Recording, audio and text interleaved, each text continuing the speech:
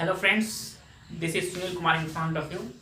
Students, जैसा कि आप लोग जानते हैं, मैं आप लोगों के बीच अपने इस ओपन माइंड एजुकेशन चैनल के माध्यम से वीडियो का छोटा छोटा क्लिप प्ले कराते रहता हूँ जो एजुकेशन से रिलेटेड होता है। स्टूडेंट्स, एजुकेशन से जुड़ा होता है। स्टूडेंट्स, आज मैं फिर उसी कड़ी में आप लोगों के बीच एक कड़ी एजुकेशन से जुड़ा हुआ एक सवाल जो आप लोगों के लिए इम्पोर्टेंट है, उसको जानना बहुत जरूरी है, मैं वो लेकर के आया हूँ। स्टूडेंट्स, इसके पहले वाले वीडियो में मैंने क्वाड्रिलेटरल चतुर्भुज के बारे में कुछ विशेषताएं बताए थे। स्टूडेंट्स, आज उसके प्रकार को बताता हूँ, उसे आप लोग समझेंगे, देखने की कोशिश करेंगे कैसे उसमें बताया गया है और देख करके समझने की कोशिश करेंगे। स्टूडेंट्स, ठीक है स्टूडेंट्स, चलिए देखिए, स्टार्ट। स्टूडेंट्स, मैंने यहाँ आप लोगों के लिए यह एक चतुर्भुज का जो प्रकार है उसको व्हाइट बोर्ड पे लिख रखा है। स्टूडेंट्स, मैं इसको समझाने की कोशिश करूंगा और इसका डेफिनेशन मैंने पहले से ही लिख रखा है, तो चूंकि टाइम का बचत हो, ठीक है ना स्टूडेंट्स। तो देखिए स्टूडेंट्स, सबसे पहले मैंने लिखा है चतुर्भुज के प्रकार। इट मींस यह जो चतुर्भुज है वह अलग अलग प्रकार के होते हैं, उसका नाम आखिर में क्या होता है। स्टूडेंट्स, तो आपको पता है कि चार रेखा खंडों से घिरे हुए जो बंद आकृति का जो क्षेत्र होता है, बंद आकृति होता है, वही चतुर्भुज है। तो सिंपल सी बात है स्टूडेंट्स कि उसमें अलग अलग शेप, अलग अलग आकृति बनेंगे। तो स्टूडेंट्स, सबसे पहले मैंने यह आकृति ले रखा है और इसका डिफिनीशन मैंने दिया है समांतर या समानांतर चतुर्भुज। इसको पैरेललोग्राम बोलते हैं स्टूडेंट्स अंग्रेजी में।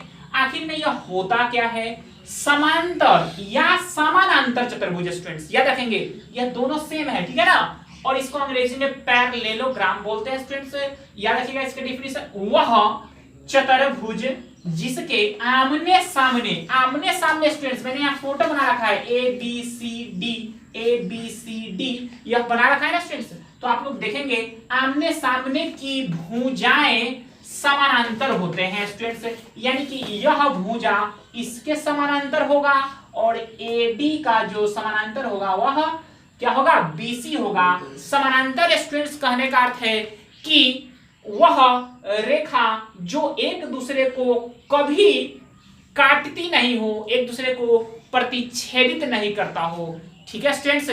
ऐसे ही जो रेखा है उस रेखा को हम लोग समांतर रेखाएं कहते हैं। जैसे कि ए बी, अगर हम लोग ये लाइन खींचते जाएंगे ना और डीसी खींचते जाएंगे तो एक दूसरे को कभी नहीं काटेगा, दूसरे से मिलेगा नहीं।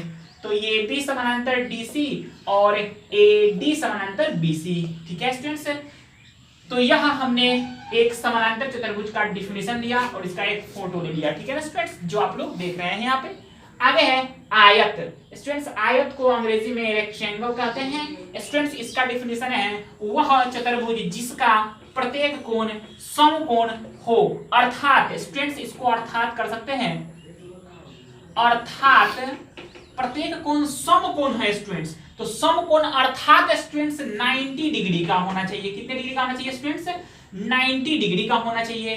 कहने का अर्थ है कि वह चतुर्भुज जिसका प्रत्येक कोण, चार रेखा खंड हो लेकिन उसका प्रत्येक कोण 90 डिग्री का हो, प्रत्येक कोण 90 डिग्री का होना चाहिए। और आयत भी जो है ना एक समानांतर ही होता है। कहने का अर्थ है कि आयत जो है ना स्टूडेंट्स, इस तरह का आयत अगर हम बनाते हैं तो भी एक समानांतर ही चतुर्भुज के रूप में आता है। लेकिन हाँ, याद रखिएगा इसका 90 डिग्री एंगल होना चाहिए, यानी कि प्रत्येक कोण इसका 90 डिग्री का होना चाहिए। ये स्क्वायर शेप में बन गया हुआ है स्टूडेंट्स। इस फिगर को आप लोग ऐसे ही बना सकते हैं, ठीक है ना स्टूडेंट्स।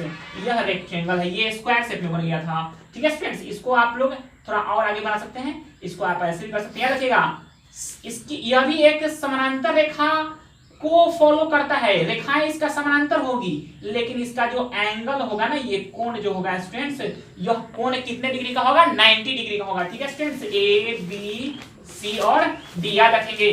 तो वह चतुर्भुज जिसका प्रत्येक कोण समकोण हो अर्थात 90 डिग्री का हो और जो भुजाएं हो वह समानांतर हो, तथा भुजाएं क्या हो जाना चाहिए? समानांतर होनी चाहिए, ठीक है स्टूडेंट्स।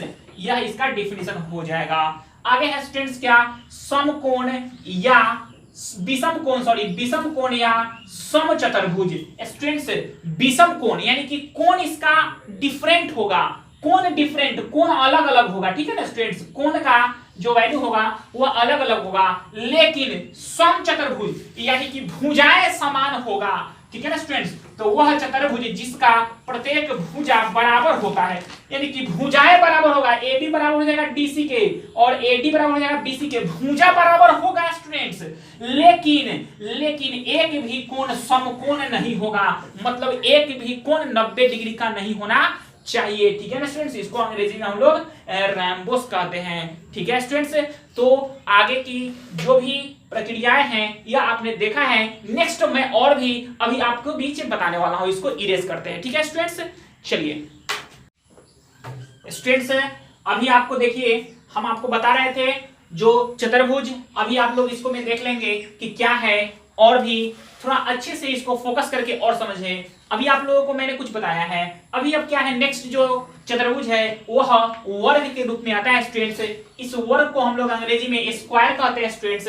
इसका डेफिनेशन वह चतुर्भुज जिसकी चारों भुजाएं बराबर हो तथा प्रत्येक कोण समकोण होता है। कहने का अर्थ है स्टूडेंट्स कि इसकी जितनी जो भुजाएं हैं, तो भुजाएं कितनी हैं, 4, तो चारों भुजा क्या होगा स्टूडेंट्स, बराबर होगा, वही होगा वर्ग। लेकिन एक और बात याद रखना है स्टूडेंट्स, क्या कि इसकी प्रत्येक कोण जो होती है, प्रत्येक कोण 90 डिग्री की होनी चाहिए, यानी कि प्रत्येक कोण 90 डिग्री का होना चाहिए स्टूडेंट्स। याद रखेंगे किसका, वर्ग का, और सभी भुजाएं बराबर होनी चाहिए, मतलब ये 5 तो ये 5, ये 5 हो जाएगा, तो ये भी 5, ये भी 5, ये भी 5 सेंटीमीटर, ठीक है स्टूडेंट्स। ये सेंटीमीटर सेंटीमीटर सेंटीमीटर, यानी कि यह जितना यूनिट का होगा ना एक भुजा, उतना ही यूनिट का सब भुजा होना चाहिए, ठीक है स्टूडेंट्स। तो ये हो गया स्क्वायर। नेक्स्ट है समलंब चतुर्भुज स्टूडेंट्स, जिसको हम लोग अंग्रेजी में ट्रेपेजियम बोलते हैं स्टूडेंट्स। होता क्या है यह समलंब चतुर्भुज, तो वह चतुर्भुज जिसकी दो भुजाएं समानांतर होता है स्टूडेंट्स। इसको आप लोग रोक करके वीडियो को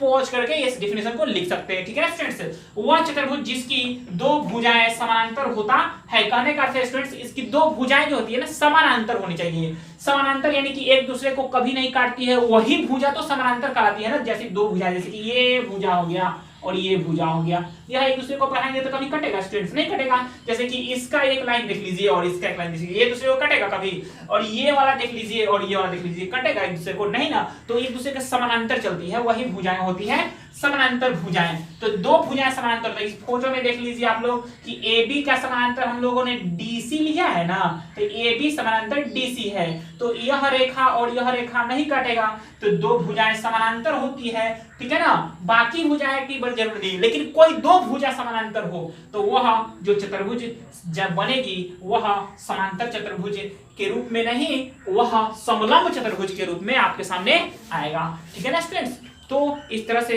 आप लोगों के बीच मैंने यह चतुर्भुज का प्रकार डाला है। आप लोग इसको देखेंगे, लाइक करेंगे, शेयर करेंगे और सीखने की कोशिश करेंगे, ठीक है ना स्टूडेंट्स। आप लोग इसको पोज करके और इसका डेफिनेशन लिख सकते हैं, ठीक है स्टूडेंट्स। बड़े ही साधारण भाषा में मैंने आप लोगों के बीच ये नॉर्मली ढंग से रखा है, ठीक है ना स्टूडेंट्स। थैंक यू, धन्यवाद। लाइक और शेयर जरूर करेंगे।